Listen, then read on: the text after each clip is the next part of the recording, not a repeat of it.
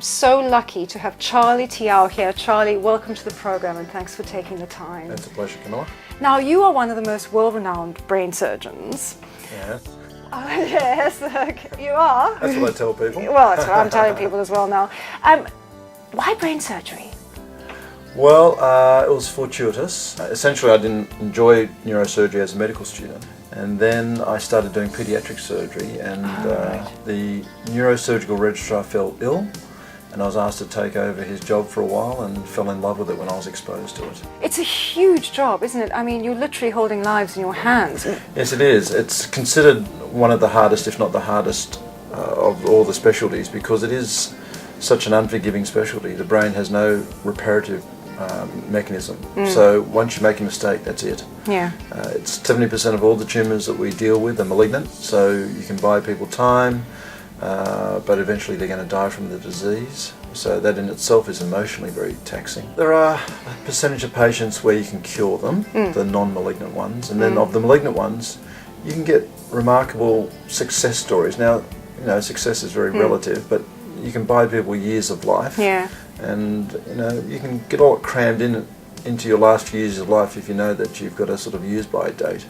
And people do that. People often see the, you know, they talk about the positive side of having brain cancer, where their life becomes fuller. Yeah. So if you can buy them that precious time, they can do a lot with that time. Now, you're very good at that. You're well renowned for that, giving people more quality of life and everything like that. You essentially go in when there's inoperable. You are of a very limited number of people who feel that way. Many of my colleagues think that it's actually the opposite, that I offer false hope. So I don't think there's anything such as false hope. If you either give people hope or you don't give them hope. Yeah. And as long as you're honest with your patients, and as long as they understand that there are always two sides to every coin, I think are very worthwhile. Unfortunately, still invasive, yeah, but it's very minimally invasive. And I mean, that is the downside to neurosurgery, that even the minimally invasive techniques that are very well tolerated still have some potential complications that can be quite devastating. It's not a common cancer, but because it takes people out, because the cure rate is so low, because it affects young people, and it's expensive treatment. And it's expensive treatment, it has a huge impact on society, but it doesn't receive the #1 amount of funding, unfortunately. Because it kills more young people under the age of 40, doesn't it, than any other cancer? Does. Yeah, more young people under 40 than any other cancer, and more children than any other cancer. You use an endoscope, right? Yes, we use mostly the endoscope, which there are two technologies. Right. The one that we use at the moment is where you do have just this telescope made of a rigid glass lens. Wow. The camera's on the other end of it, and then you stick that lens into where you want to see. A lot of the surgeries I do is up the nostril. Technology is such now where you can have a microchip camera on the end of a wire, and so that even makes the corridor through which you pass this scope even smaller. So what's the longest operation you've ever done? 26 hours. Wow. I've done lots of 18 hours and 20 hours. How do you keep going? Well, I'm very fit, and you know, you do have to be very sort of fit and very focused. Yeah. It's almost like an athlete, isn't it? Yeah. It is almost like an athlete. You keep, you know, the patient's best interests in mind. It's not that difficult because you get reward all the time. Yeah. You know, if you weren't getting instant reward, I think it would be very difficult. Say all your patients died, or all your patients had bad outcomes. I think that would be quite exhausting.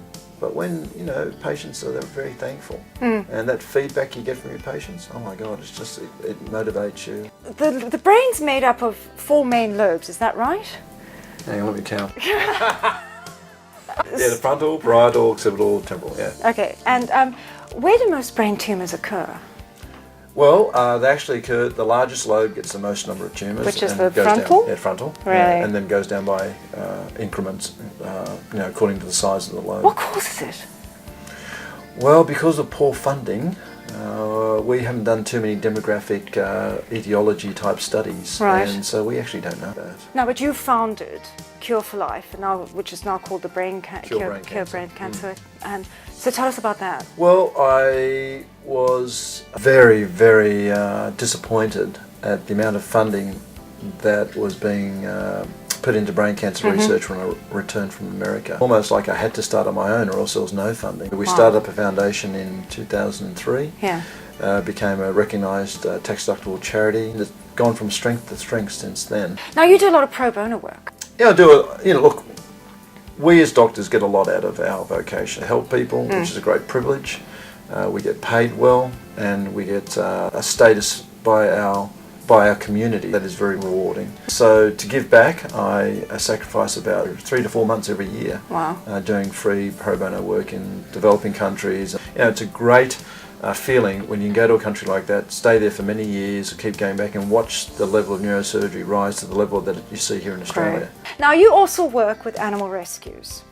You support Voiceless and the Orangutan Foundation. Yes. Why did you choose animals as well as humans? I mean, wow, you've got so Well, many. I love animals. Yeah. I've got this great position of having a voice. Wouldn't it be great if I could help people or animals who don't have a voice? And so those poor animals who sacrifice their lives for our lives, they're treated so badly. Now you've actually interacted with the orangutans. Yes. What was that like? They're human-like. They are, aren't they? Well, they feel pain. They're sentient beings. Yeah. They feel emotions.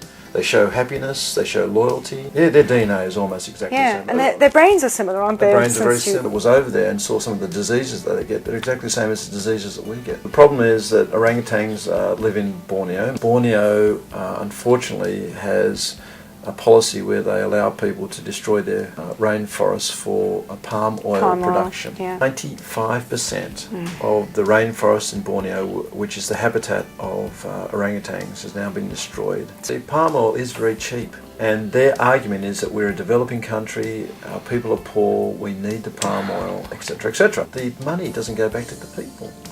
So there's been no relationship between palm oil production and all the other parameters of poverty in a country. The amount of rainforest is so low that we don't think we can save the orangutans. Oh my goodness. I know. So there's a group called OFI, Orangutan Foundation International, that has an Australian part to it. Yes. And you can contribute through that. There's a website. Yeah. The best thing you can do is insist from your producers in groups like Coles and Woolworths that all products that contain palm oil are labelled containing palm oil. I think most people are so kind, and most people are... If they knew. Yeah, so if they knew that a product contained palm oil, they wouldn't buy it. Well, Charlie, this has been very enlightening. Thank you so much for joining us. I really appreciate it. No, it's a pleasure.